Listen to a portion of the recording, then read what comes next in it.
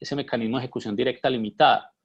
Tenemos el sistema operativo en modo boot, que actualiza la tabla trap, que nos dice cuál es el syscall handler. Ahora va a hacer dos actividades adicionales. Va a setear el timer interrupt, coloca el timer handler, que es como la rutina que atiende ese timer.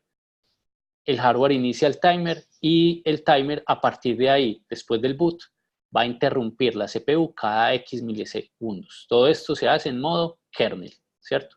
Recuerden que cuando la máquina está iniciando, todo eso es en modo kernel. Cuando la máquina ya inició y yo estoy usando la máquina, lancé el proceso A. El proceso A, como ustedes ya saben, pues se lanzaba, el sistema operativo lo cargaba, le daba la ejecución directa limitada y se empezó a ejecutar. En un momento en el proceso A, pues simplemente llegó la interrupción del timer. Eso puede llegar de manera síncrona. Cada X milisegundos llegó la interrupción del timer. La CPU se interrumpe, o sea, se detiene, sea lo que sea que esté ejecutando, lo detiene. Entonces, como llegó la interrupción del timer, lo primero que tiene que hacer es almacenar el contexto de A. O sea, todos los registros que A está utilizando aquí de la CPU los tiene que almacenar en algún lugar para que no se pierda la memoria de qué es lo que estaba haciendo. ¿Dónde lo almacena? En el kernel stack. Pasa a modo kernel, ¿cierto? Y va y salta al timer handler. ¿Qué es el timer handler? Es una función del sistema operativo que atiende esa instrucción, ¿cierto? Entonces, por ejemplo, ¿qué es lo que hace el timer handler? Por ejemplo, simplemente le da el control al sistema operativo, el sistema operativo decide, por ejemplo, si va a cambiar o no, entonces lanza una ejecución del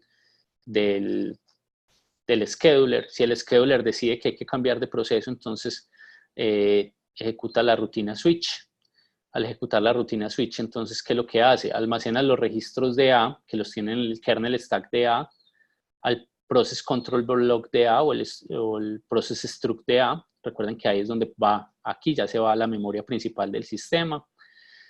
Restaura los registros de B, que probablemente estaban en esa memoria principal del sistema, en el process struct, lo restaura a su kernel stack, cambia el kernel stack de B, ya estamos apuntando a otro kernel stack, y ya ejecuta entonces el return from trap, pero ya no va hacia A, sino hacia B. Entonces, cuando vamos hacia B, el hardware se encarga de coger la información de ese kernel stack de B y meterlo a los registros de la CPU. Pasa a modo usuario y salta al proceso B. Entonces ya la CPU pasó de tener un contexto del proceso A al contexto del proceso B. Y ya entonces ahí se ha ejecutado ese cambio de contexto.